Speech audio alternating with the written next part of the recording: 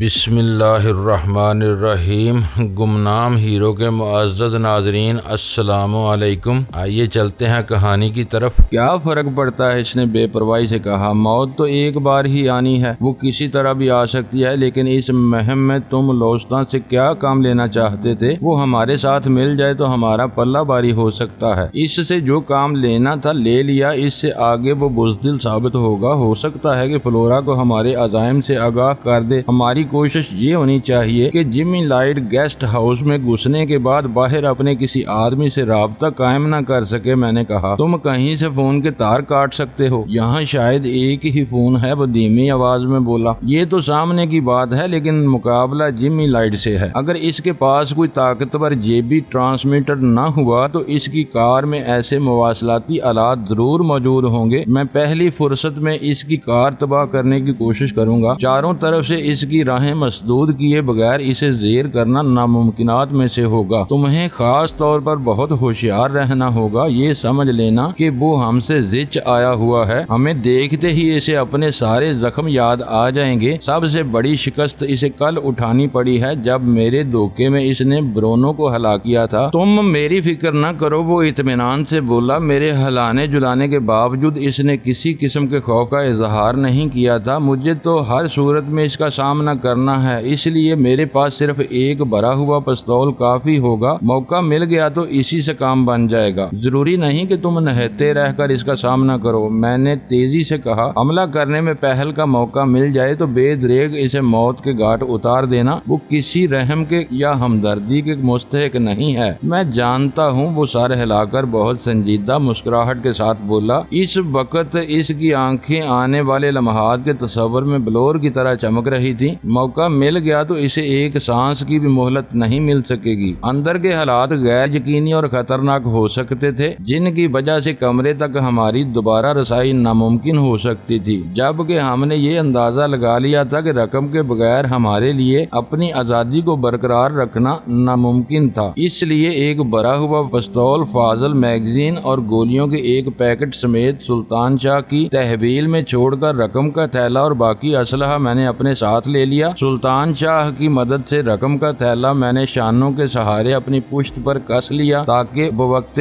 ضرورت میری نقل و حرکت میں کوئی رکاوٹ پیدا نہ ہو۔ ہم نے یہ طے کر لیا تھا کہ جاتے ہوئے میرا کسی سے سامنا ہوا یا بعد میں میری غیر حاضری کے بارے میں سلطان شاہ سے کوئی سوال کیا گیا تو یہی جواب دیا جائے گا کہ میں کسی لڑکی سے ملنے کے لیے گیا ہوا تھا۔ آپس میں ساری جزیات طے کرنے کے بعد میں نے سلطان شاہ کو گلے سے لگایا اور پھر دروازہ کھول کر کمرے سے باہر نکل گیا۔ اوپری منزل پر میدان بالکل صاف تھا۔ میں نے زینوں کی ریلنگ پر سے نیچے جھانکا تو وہاں بھی کوئی نظر نہ آیا اور میں اعتماد کے ساتھ زینے طے کرتا ہوا نیچے پہنچ گیا، جہاں فلورا ایک گوشے میں صوفے پر دراز اخبار کا مطالعہ کر رہی تھی۔ میرے قدموں کی آہٹ سن کر اس نے چونک کر سر اٹھایا اور اس کی آنکھوں میں حیرت تیرنے لگی۔ بڑی تیاریوں کے ساتھ نکلے ہو، کہاں کا ارادہ ہے؟ اس نے چبھتے ہوئے لہجے میں سوال کیا۔ مارسیلز میں بھی کوئی ڈان مرسیانو محروموں کی حاجت روائی کرتا ہوگا، اسی کی تلاش میں جا رہا ہوں، میں نے بغور اس کی آنکھوں میں دیکھتے ہوئے زبانی لہجے میں کہا۔ یہ کام تو تم لوستاں سے بھی لے سکتے تھے، پڑوسی ہونے کے علاوہ وہ تمہارا نمک خوار بھی ہے۔ اپنا شکار کھیلنا چاہتا ہوں، میں نے آہستہ سے کہا۔ نیم مردہ شکار پر گولی چلا کر شان جتانا شرفا کا شیوا ہے۔ لوستاں انہی کے کام آ سکتا ہے، میرے لیے بے مصرف اور ناکارہ ہے، لیکن تم تو اپنا سامان بھی لیے جا رہے ہو۔ وہ کچھ مشکوک نظر آنے لگی تھی۔ واپسی کا ارادہ بھی ہے یا وہیں ڈیرا ڈالو گے؟ تمہیں کرایہ پیشگی دیا ہوا ہے، میرا ساتھی ابھی کمرے میں موجود ہے، اس لیے واپسی نہ ہونے کا سوال ہی پیدا نہیں ہوتا۔ پھر تمہارے ڈان مرسیانو سے بھی تو ملنا ہے۔ تمہارے مقررہ وقت سے پہلے لوٹ آؤں گا۔ کوئی مال ٹھکانے لگانے جا رہے ہو؟ اس نے میرے قریب آ کر تجسس آمیز رازدارانہ لہجے میں پوچھا۔ میں بے رحمانہ انداز میں ہنس پڑا۔ عورتیں واقعی وہمی ہوتی ہیں۔ چاہو تو بیگ کھول کر دکھا دوں کہ تمہارے گیسٹ ہاؤس کی چیزیں نہیں لے جا رہا ہوں، اس میں سب کچھ میرا اپنا ہے۔ میرے اس زہریلے جواب نے اسے خاموش کر دیا، لیکن لہجہ بر بعد وہ پھر بول پڑی۔ لوستاں کی کار لے جاؤ، سہولت رہے گی۔ میرے پاس ڈرائیونگ لائسنس نہیں ہے اور میں مارسیلز میں کسی قانون شکنی کا مرتکب نہیں ہونا چاہتا۔ یہ کہتے ہوئے میں نے اس کی طرف ہاتھ لہرایا اور برآمدے کی طرف ہو لیا۔ میں پہلے ہی اندازہ لگا چکا تھا کہ فلورا کے گیسٹ ہاؤس آنے والا راستہ صرف ایک ہی سمت سمت میں ایک بڑی سڑک سے ملتا تھا۔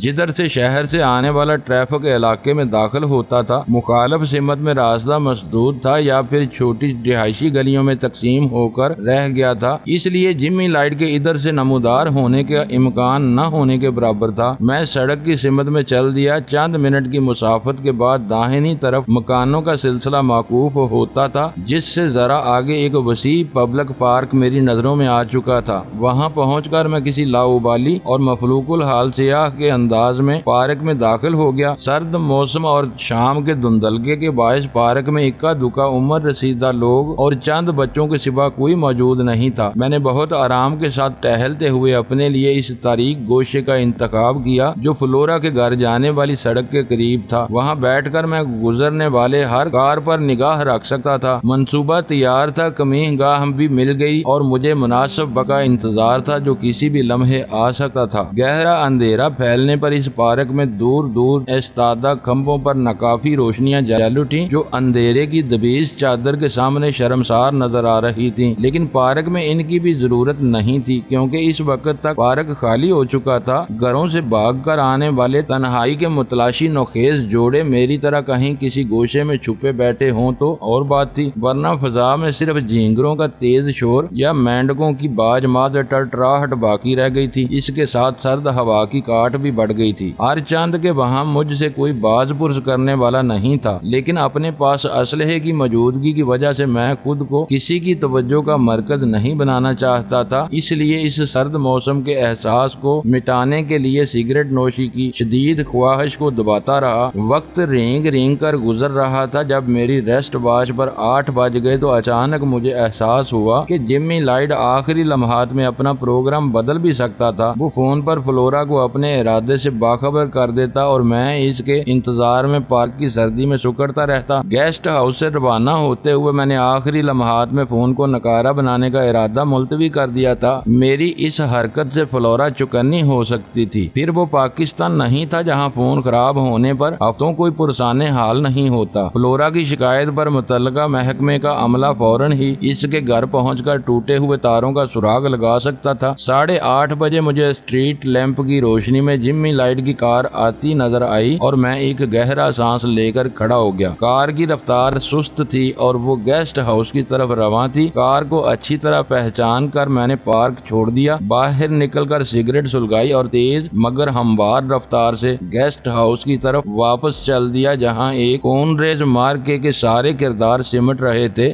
جمی لائٹ کی کار کی عقبی روشنیاں میری نگاہوں سے اوجھل ہو چکی تھی، لیکن مجھے اس کی منزل کا علم تھا، اس لیے میں بے پرواہی سے آگے بڑھتا رہا۔ آخر کار میں نے گیسٹ ہاؤس کے سامنے سے گزرتے ہوئے آہنی پھاٹک کی جری سے دیکھا کہ سیاہ کار اندر رینالٹ کے پیچھے موجود تھی۔ گیٹ لیمپس روشن ہونے کی وجہ سے پھاٹک یا اس کے آس پاس سے اندر گھسنے کی کوشش میں میرے لیے دیکھے جانے کا امکان تھا، اس لیے میں مزید آگے بڑھ کر تیزی سے اس مقام پر احاطے کی دیوار کے قریب پہنچ گیا جہاں اندر اگے ہوئے ایک تناور درخت کی شاخیں باہر تک پھیلی ہوئی تھیں۔ میں نے ایک جھکی ہوئی شاخ کو تھام کر اس کی مضبوطی کا اندازہ لگایا، پھر کسی بندر کی طرح شاخوں پر ہوتا ہوا پنجوں کے بل اندر تاریک احاطے میں کود گیا۔ چند سیکنڈ تک میں سانس روکے اندر احاطے کی دیوار سے لگا بیٹھا رہا اور جب کہیں سے کوئی رد عمل سامنے نہ آیا تو عمارت کے بغلی اور عقبی حصے سے چکر کاٹ کر پورچ میں پہنچنے کی کوشش میں مصروف ہو گیا۔ پورچ میں ایک طرف دیوار میں بجلی کا بورڈ موجود تھا۔ پہلے میرا ارادہ تھا کہ مین سوئچ آف کر کے پورے گیسٹ ہاؤس میں اندھیرا کر دوں، لیکن وہ صورتحال میرے لیے خطرناک ہو جاتی کیونکہ اندر اندھیرے میں کوئی بھی کہیں سے بھی میری گات لگا سکتا تھا۔ میں نے بہت محتاط اور چوکنے انداز میں جائزہ لیا کہ برآمدے اور نچلے ہال کا پورچ سے نظر آنے والا حصہ ویران پڑا ہوا تھا۔ میں نے پورچ سے ذرا آگے لوستا کے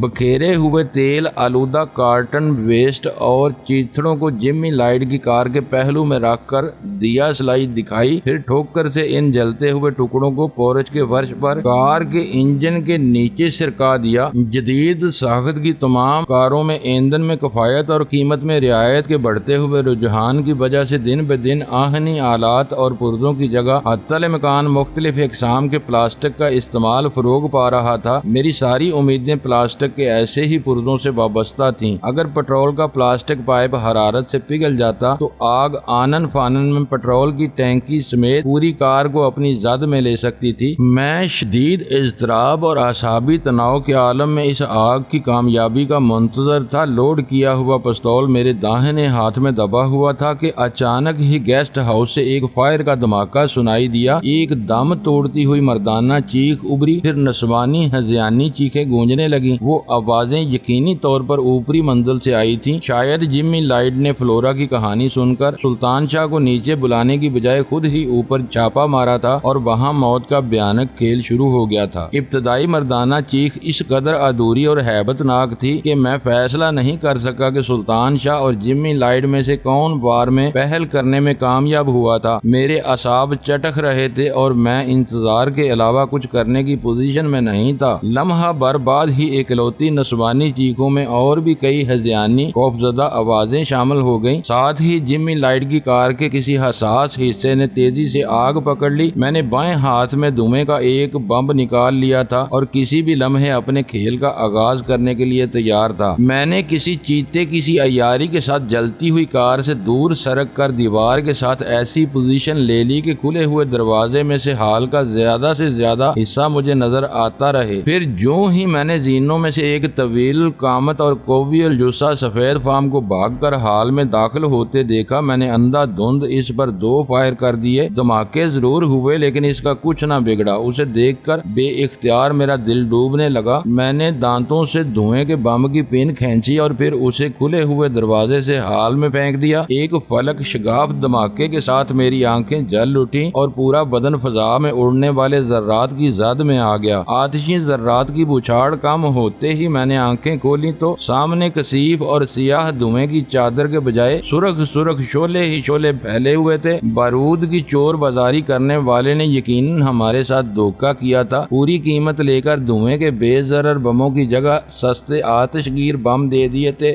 جس کے نتیجے میں گیسٹ ہاؤس آگ کے بھیانک شعلوں میں گر چکا تھا۔ جمی لائٹ کو زندہ و سلامت زینوں سے اترتے دیکھ کر مجھے سلطان شاہ کے بارے میں وحشت ہونے لگی۔ اگر جمی لائٹ زندہ تھا تو وہ ادھوری چیخ صرف اور صرف سلطان شاہ کی ہو سکتی تھی۔ اچانک شعلوں کے عقب سے ایک فائر ہوا اور گولی میری کھوپڑی سے چند انچ کے فاصلے پر دیوار سے پیوست ہو چکی تھی۔ شاید جمی لائٹ نے کسی طرح میری پوزیشن دیکھ لی تھی۔ میں بے اختیار زمین پر گرا اور گھسٹتا ہوا کالی کار سے دور ہٹنے لگا، کیونکہ آگ نیچے ہی نیچے اس کی پٹرول کی ٹینکی تک پہنچ چکی تھی اور ٹینکی کسی بھی لمحے دھماکے سے پھٹ سکتی تھی۔ قرب و جوار کی آبادی میں ایک کوہرام برپا ہو گیا تھا۔ خوفزدہ لوگ اپنے مکان چھوڑ کر غالباً سڑک پر نکل آئے تھے۔ اگر سلطان شاہ مر گیا تھا تو جمی لائٹ کو بھی زندہ جل کر مرنا تھا۔ میری رگوں میں لہو کے ساتھ انتقام کی بھیانک چنگاریاں بھی گردش کرنے لگیں اور میں نے دوسرا بم برآمدے میں اچھال کر جمی لائٹ کے فرار کی وہ راہ یکسر مسدود کر دی۔ پھاٹک کے قریب اپنے قدموں پر کھڑا ہوا اچانک ایک بند کھڑکی کے شیشے کو توڑتا ہوا ایک فائر ہوا۔ اس بار بھی میں بال بال بچا۔ میں نے جنون اور غصے کے عالم میں یکے بعد دیگرے کئی گولیاں اس سمت کی کھڑکیوں میں اتار دیں۔ بھاگتے ہوئے میں نے ذرا آگے ایک اور بند کھڑکی پر 2 فائر کرنے چاہے، لیکن ایک فائر کے بعد پستول میں صرف گھوڑا چل کر رہ گیا۔ میگزین خالی ہو چکا تھا لیکن میرے پاس اس سے لوڈ کرنے کے لیے وقت نہیں تھا۔ میں نے خالی میگزین زمین پر پھینک کر بھرا ہوا میگزین لوڈ کیا اور بدستور دوڑتا رہا۔ میں جمی لائٹ کو ہوش آنے سے پہلے عقبی راستے پر بھی شعلوں کی دیوار کھڑی کر کے اس ننگے انسانیت کے فرار کی ہر راہ مسدود کر دینا چاہتا تھا۔ پچھلا دروازہ اس وقت تک بند تھا۔ آتش گیر بم کے پہلے دھماکے نے دروازے کے چیتھڑے اڑا دیے۔ چوتھا اور آخری بم میں نے شعلوں کے درمیان اس خلا سے اندر اچھال دیا اور وہاں بھی آگ ہی آگ پھیل گئی۔ اندر سے ایکا دکا فائروں کی آواز آتی رہی۔ شاید جمی لائٹ اندازوں کی بنا پر میری تلاش میں گولیاں برسا رہا تھا۔ میرے پستول کے میگزین میں پوری 8 گولیاں موجود تھیں۔ میں جمی لائٹ کو دہشت زدہ کرنے کی نیت سے ایک سرے سے کھڑکیوں پر فائر کرتا چلا گیا۔ مجھے اندازہ تھا کہ اندر جمی لائٹ کے علاوہ اور لوگ بھی آگ اور دھوئیں میں گرے ہوئے تھے، لیکن اس وقت دوسروں کی زندگیاں بچانے کے لیے میں جمی لائٹ کو فرار کا موقع نہیں دے سکتا تھا۔ جو ہی میں نے نئے میگزین سے 8ویں گولی فائر کی، اچانک ایک کھڑکی کا پٹ کھلا اور شعلوں کے لہو رنگ انعکاس میں جمی لائٹ اس خلا سے نمودار ہوتا نظر آیا۔ اس کی پیشانی خون سے رنگین ہو رہی تھی۔ میں نے غیر ارادی طور پر پستول اس کی طرف اٹھا کر ٹرائگر دبا دیا، لیکن کھٹ کی آواز ہو کر رہ گئی۔ دوسرا میگزین بھی خالی ہو گیا تھا۔ میں نے پوری قوت قوت سے خالی پستول کھڑکی سے کودتے ہوئے جمی لائٹ پر دے مارا۔ جو اس کے بائیں پہلو پر پڑا وہ کسی بھیڑیے کی طرح اذیت سے کراہ کر رہ گیا۔ اس کے قدم زمین سے لگے تو میں اس کے استقبال کے لیے پوری طرح تیار تھا۔ اس نے پلٹ کر ایک بار قہر، نفرت، خوف اور دہشت سے پھٹی ہوئی آنکھوں سے میری طرف دیکھا۔ اس کا بگڑا ہوا چہرہ اور زخمی پیشانی دیکھ کر میرے اندر سویا ہوا درندہ بیدار ہو گیا، لیکن جمی لائٹ نے مجھ سے دست بے دست مقابلہ کرنے کی بجائے اچانک احاطے کی عقبی دیوار کی طرف دوڑ لگا دی۔ شاید وہ بھی نہتا رہ گیا تھا۔ میں چند ثانیوں تک اپنی جگہ ساکت کھڑا رہا کیونکہ عقبی دیوار میں نکاسی کا کوئی راستہ نہیں تھا، لیکن اسے دیوار پر چڑھتے دیکھ کر مجھے ہوش آیا اور میں بھی اس کے پیچھے ہو لیا۔ شاید میں اس کی ٹانگ پکڑ کر اسے دیوار سے نیچے گھسیٹ لانے میں کامیاب ہو جاتا، لیکن اس لمحے ایک ہولناک دھماکے سے زمین لرز اٹھی اور میرا توازن خراب ہو گیا۔ شاید جمی لائٹ کی جلتی ہوئی کار کی ٹینکی دھماکے سے پھٹ گئی تھی۔ فضا میں فائر انجنوں اور پولیس کاروں کے تیز سائرنوں کا شور سنائی دینے لگا تھا، اس لیے میں اس جلتے ہوئے جہنم میں زیادہ دیر تک موجود نہیں رہ سکتا تھا۔ سامنے والے راستے سے نکلنا خطرناک تھا، اس لیے میں نے بھی عقبی دیوار پھاندنے کا فیصلہ کر لیا۔ وہ راستہ استعمال کر کے میں بھاگتے ہوئے جمی لائٹ کو زیر کرنے کی ایک آخری کوشش اور کر سکتا تھا۔ میں دوسری طرف کودا تو ادھر ویرانے میں دور دور تک جمی لائٹ کا کہیں پتہ نہیں تھا۔ لمحہ بھر کے لیے میں چکرا کر رہ گیا کہ اسے زمین کھا گئی تھی یا آسمان نکل گیا تھا۔ اس کے غائب ہونے کی ایک ہی صورت ہو سکتی تھی کہ وہ گیسٹ ہاؤس سے باہر نکل کر برابر والے کسی مکان میں کود گیا، لیکن وہ نہتا اور زخمی تھا، اس لیے ایسا کوئی خطرہ مول نہیں لے سکتا تھا۔ پھر تاروں بھرے آسمان کی چھاؤں میں میری نگاہ اس پر پڑ گئی۔ وہ مکانات کی دیواروں سے 30-40 گز دور ایک کچے برساتی نالے میں اتر گیا تھا اور پوری قوت سے دوڑ رہا تھا۔ اسے دیکھتے ہی میرے بدن میں توانائی کی نئی لہر عود کر آئی اور میں نے بھی اس کے تعاقب میں دوڑ لگا دی۔ اس وقت مجھے افسوس ہو رہا تھا کہ میں نے خالی پستول جمی لائٹ پر نہ کھینچ مارا ہوتا تو اس وقت اطمینان سے اسے دوبارہ لوڈ کر کے اس مفرور بیڑیے کو بے آسانی جہنم واصل کر سکتا تھا۔ میرے پاس اس وقت صرف بیم گن رہ گئی تھی جس کی رینج ناکافی تھی۔ اگر میں کسی طرح اس کے قریب پہنچ جاتا تو اسے بے آسانی بیم گن کی مہلک شعاؤں کا نشانہ بنا سکتا تھا۔ نالے کی ریتلی تہہ میں دوڑنا میرے لیے دشوار ہو رہا تھا۔ جمی لائٹ نے مجھے تعاقب کرتے آتے دیکھ لیا تھا۔ وہ زخمی تھا اور نفسیاتی طور پر اس وقت مغلوب بھی، اس لیے اس نے رک کر مجھ سے بیٹھنے کا کوئی خطرہ مول نہیں لیا بلکہ سر دڑ کی بازی لگا کر اس ویران نالے میں دوڑنا شروع کر دیا تھا۔ میں بھی پوری قوت سے دوڑتا رہا، لیکن مسلسل بڑھتے ہوئے درمیانی فاصلے کی بنا پر میں نے اندازہ لگا لیا کہ میری جدوجہد بے سود تھی، کیونکہ میں دوڑنے میں جمی لائٹ کا مقابلہ نہیں کر سکتا تھا۔ میں نے بری طرح ہانپتے ہوئے ہاتھ پیر ڈھیلے چھوڑ دیے اور رفتار ختم ہوتے ہی تھکے ہوئے انداز میں نالے کی ٹھنڈی ٹھنڈی ریت پر بیٹھ گیا۔ پیچھے کافی فاصلے پر گیسٹ ہاؤس کی 2 منزلہ عمارت سے اس وقت فلک بوس شعلے اور کثیف دھوئیں کے گہرے بادل امڑ رہے تھے۔ میرا سینہ کسی لوہار کی دھونکنی کی طرح چل رہا تھا، دل کنپٹیوں میں دھڑک رہا تھا، نگاہوں کے سامنے رنگ برنگے گنجان دائرے رقصاں تھے اور ذہن پر ایک لامتناہی سناٹا، ایک بے قرار سکوت طاری تھا جسے سوچنے سمجھنے کی ہر صلاحیت سلب ہو کر رہ گئی ہو۔ میں کافی دیر تک وہاں یوں ہی بیٹھا رہا۔ رفتہ رفتہ میرا ذہن صاف ہوا تو مجھے احساس ہوا کہ وہ جنگ میں نے جوش اور جنون میں ہار دی تھی۔ جب کہ جمی لائٹ آخری لمحے تک اپنے ہوش و حواس برقرار رکھ کر وہ مارکا جیت گیا تھا۔ آخری لمحات میں بھی وہ اندر آگ اور دھوئیں میں گرا ہوا ہونے کے باوجود میرے دوسرے راؤنڈ کے فائر گن رہا تھا اور ٹھیک 8واں فائر ہوتے ہی پھرتی کے ساتھ کھڑکی سے باہر نکلا تھا تاکہ مجھے نیا میگزین ڈالنے یا پرانا میگزین دوبارہ لوڈ کرنے کی مہلت دیے بغیر مجھ پر ٹوٹ پڑے، اور میں نے اپنا خالی پستول اس پر پھینک کر اس کا کام آسان کر دیا۔ وہ کمپیوٹرز، ٹرانسمیٹرز اور بے شمار دوسری جدید سائنسی ایجادات کے سہارے ہیروئن اور اسلحے کی تجارت اور جرائم کی دنیا کے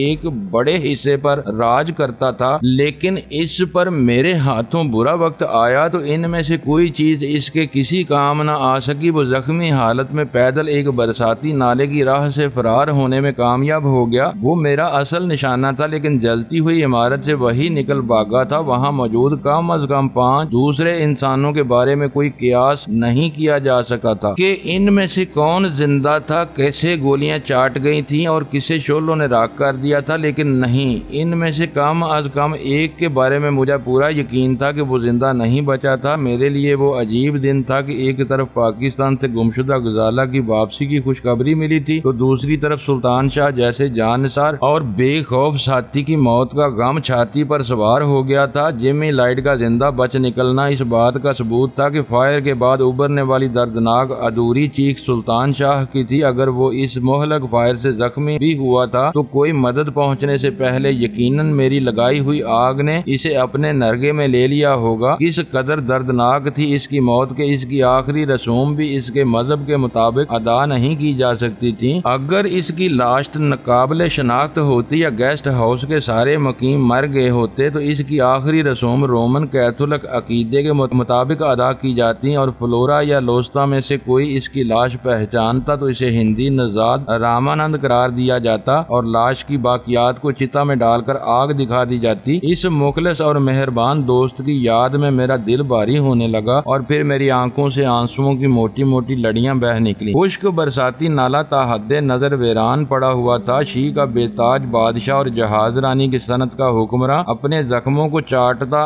رات کے اندھیرے میں کہیں معدوم ہو چکا تھا اور میں نالے کی ٹھنڈی ریت پر بیٹھا سلطان شاہ مرحوم کی یاد میں سسکیوں سے رو رہا تھا۔ مرنے والے بڑے بڑے نادر الوجود لوگ مر جاتے ہیں، زندہ رہ جانے والے ان کی یاد میں کچھ روز آنسو بہاتے ہیں، پھر وقت ان کے دلوں کا زخم دھیمے دھیمے مندمل کر کے انہیں کسی اور راستے پر ڈال دیتا ہے۔ ہمیشہ سے یہی ہوتا آیا ہے اور سلطان شاہ کے ساتھ بھی یہی ہونا تھا۔ بھلا مرنے والے کو عمر بھر کون روتا ہے، لیکن جب روتا ہے تو میری طرح روتا ہی چلا جاتا ہے۔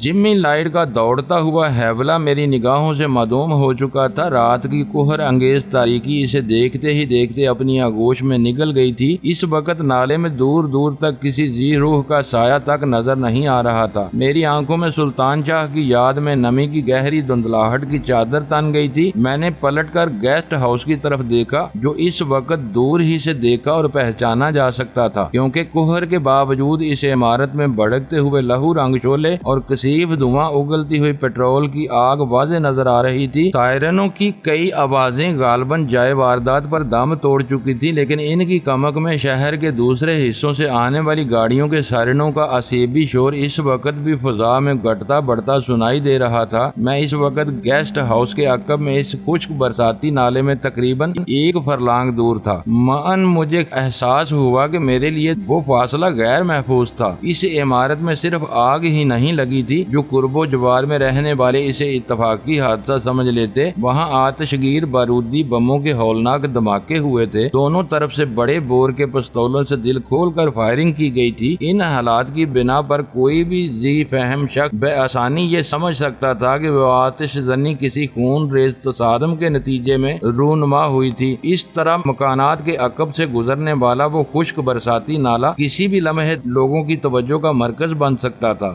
گیسٹ ہاؤس کی جلتی ہوئی عمارت کے سامنے دہشت زدہ پڑوسیوں اور خوفزدہ تماشائیوں کا ہجوم جمع تھا، اس لیے محکمہ پولیس کا ہر افسر سمجھ سکتا تھا کہ اس تصادم اور آتش زنی سے اگر کوئی محفوظ رہا تھا تو اس نے فرار کے لیے سامنے والے راستے کی بجائے عقبی ویرانے کا سہارا لیا ہوگا۔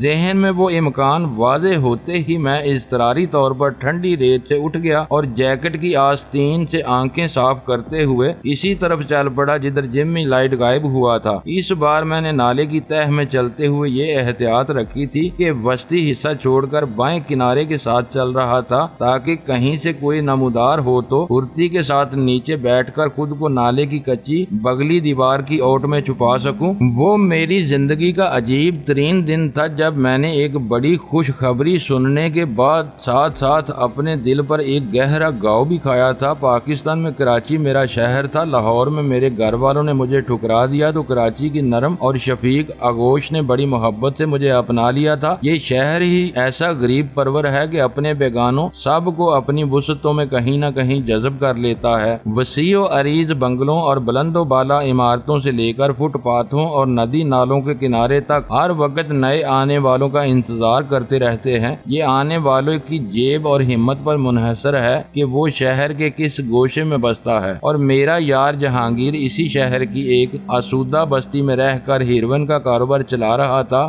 اس سے مجھے خبر ملی تھی کہ میری غزالہ سفید درندوں کے غول کو پسپا کرتی ہوئی آخر کار بخیر و عافیت میرے شہر کی فصیل میں پہنچ گئی تھی، جہاں وہ ہر طرح سے محفوظ اور مامون تھی، لیکن اسی کے ساتھ میرا ازلی رقیب اور حریف جمی لائٹ سلطان شاہ کو موت کے گھاٹ اتارنے میں کامیاب ہو گیا تھا۔ سلطان شاہ کی اندوہناک موت کے اندیشوں نے غزالہ کی بازیابی کی خوشی کو نگل لیا تھا۔ اس وقت مجھے احساس ہو رہا تھا کہ محبت انسان کو کسی سے بھی ہو سکتی ہے، یہ پاکیزہ جذبہ جنس اور صورت کا ذرا بھی محتاج نہیں۔ ایسا نہ ہوتا تو ایک ہم نفس دوست اور ساتھی کا صدمہ غزالہ کی بازیابی کی بے حساب خوشی پر کسی طرح غالب نہیں آ سکتا تھا۔ فون پر جہانگیر سے گفتگو کے فوراً بعد میرے ذہن میں اس امکان نے جنم لیا تھا کہ مارسیلز میں وہ میری آخری رات تھی۔ فلورا کے گیسٹ ہاؤس میں جمی لائٹ سے مارکے کے بعد میں شی اور جمی لائٹ کے عواریوں پر لعنت بھیج کر پاکستان روانہ ہو جاتا، جہاں وفا کی نادیدہ زنجیروں کی اسیر غزالہ میرے انتظار میں بے تابی سے دن گزار رہی تھی۔ لیکن جمی لائٹ بہت عیار اور مکار شخص تھا۔ اس نے نہایت آسانی کے ساتھ میرے تمام اندازوں کو مات دے دی تھی اور کسی چکنی مچھلی کی طرح زیر ہوتے ہوتے صاف نکل گیا تھا۔ اس کی خوبی یہ تھی کہ اس پر اچانک اور ناگہانی ایک افتاد نازل ہوئی تھی، مگر وہ اپنی حاضر دماغی کی بنا پر اس ہولناک صورتحال سے بچ نکلا تھا، جبکہ ہم پیشگی تیاریوں اور منصوبہ بندی کے باوجود اسے ٹھکانے لگانے میں کامیاب نہیں ہو سکے تھے۔ وہ زندہ تھا اور زخم کھائے ہوئے سانپ کی طرح مجھ پر کسی بھی وقت مہلک وار کر سکتا تھا۔ ویرا کے ہمراہ جمی لائٹ کی نیم بختر بند مرسیڈیز کار میں سینٹ فرانسس کے علاقے سے فرار ہوتے ہوئے میں نے برونو شمٹ کی موجودگی سے انکار کر کے جمی لائٹ کو یہ تاثر دینا چاہا تھا کہ وہ مجھے اپنے جال میں پھانس کر مرسیڈیز کے ساتھ دھماکے میں اڑانے میں کامیاب ہو گیا تھا۔ اس تاثر کے بعد وہ یقینی طور پر کم از کم اس وقت تک مجھے بھولا رہتا جب تک کار کے ڈھانچے سے ملنے والے لوتھڑے برونو شمٹ کی لاش کی صورت میں نہ پہچان لیے جاتے، مگر فلورا کے گیسٹ ہاؤس میں مجھے دیکھتے ہی اس کی غلط فہمی دور ہو گئی تھی اور اب وہ کسی بھی لمحے پوری قوت کے ساتھ کسی سمت سے بے خبری میں مجھ پر وار کر سکتا تھا۔ اس لیے مجھے بہت زیادہ محتاط رہنے کی ضرورت تھی۔ گیسٹ ہاؤس میں ہونے والے بھیانک تصادم میں نے بہت کچھ گنوایا تھا، لیکن غنیمت یہ تھا کہ جمی لائٹ کی گن بوٹ کی فروخت سے حاصل ہونے والی رقم کا بیشتر حصہ میری پشت پر کسے ہوئے تھیلے میں موجود تھا، جس کے سہارے میں بہت سی سہولتیں خرید سکتا تھا۔ چلتے چلتے مجھے خیال آیا کہ جمی لائٹ کی حالت بہت ابتر تھی۔ ساری پیشانی کے کسی زخم سے بہنے والے خون نے اس کا چہرہ رنگین کیا ہوا تھا۔ میرے خالی پستول کی آہنی ضرب نے آخر میں اس کی پنڈلی بھی زخمی کر دی تھی۔ اس کا لباس آگ، دھوئیں اور خون کے دھبوں سے آلودہ تھا۔ اس حالت میں خشک نالے میں تو چھپ سکتا تھا، لیکن کسی بھی آبادی کا رخ کرنے کی ہمت نہیں کر سکتا تھا جہاں سے اس کے لیے کوئی سواری پکڑ کر اپنے ٹھکانے پر پہنچنا ممکن ہوتا۔ وہ خیال آتے ہی غیر ارادی طور پر میرے ہاتھ اپنے چہرے پر چلے گئے، لیکن وہاں کوئی غیر معمولی جغرافیائی تبدیلی رونما نہیں ہوئی تھی۔ اس وقت مجھے اپنی حماقت پر غصہ آیا کہ میں نے تھکے ہوئے انداز میں ٹھنڈی ریت پر بیٹھ کر کافی وقت ضائع کر دیا تھا۔ وہ خشک برساتی نالا جمی لائٹ کے لیے لاکھ محفوظ صحیح، لیکن اسے کہیں نہ کہیں ختم ہونا تھا، جس کے بعد جمی لائٹ کو رک کر نئی راہ کے بارے میں سوچنا پڑتا۔ اگر میں رکے بغیر سست رفتاری کے ساتھ بھی اپنی پیش قدمی جاری رکھتا تو کہیں نہ کہیں اس کو دوبارہ گھیر سکتا تھا۔ جلاہٹ میں میری رفتار تیز ہو گئی۔ مجھے اس بات کا اطمینان تھا کہ اگر میں نہتھا ہو چکا تھا تو جمی لائٹ بھی خالی ہاتھ تھا۔ اس سے دوبارہ سامنا ہوتا تو وہی حریف غالب آ سکتا تھا جو زیادہ شہزور ہوتا۔ جمی لائٹ نے میرے مقابلے سے فرار ہو کر یوں بھی عملاً مجھے اپنی بالادستی کا احساس دلا دیا تھا، اور پوری سچویشن کا صحیح اندازہ ہوتے ہی میں اس سے ایک بار پھر ٹکرا جانے کے لیے بے چین ہو گیا تھا۔ یوں محسوس ہو رہا تھا جیسے جمی لائٹ کو ہمیشہ کے لیے سرنگوں کرنا رفتہ رفتہ میرے لیے اپنی انا کا مسئلہ بنتا جا رہا تھا، جسے نظر انداز کرنا میرے بس سے باہر تھا۔ معزز ناظرین، لائک کریں، شیئر کریں اور کمنٹس باکس میں پاک آرمی زندہ باد، پاکستان پائندہ باد کا نعرہ ضرور درج کر کے اپنے ملک پر فخر کریں اور پاکستان کی بنیادیں مضبوط کرنے میں اپنا کردار ادا کریں۔ ویڈیو دیکھنے کا شکریہ۔ معزز ناظرین، اپنا خیال رکھیے گا اور ہمارے چینل کا بھی۔ ISI پاک آرمی زندہ باد، پاکستان پائندہ باد۔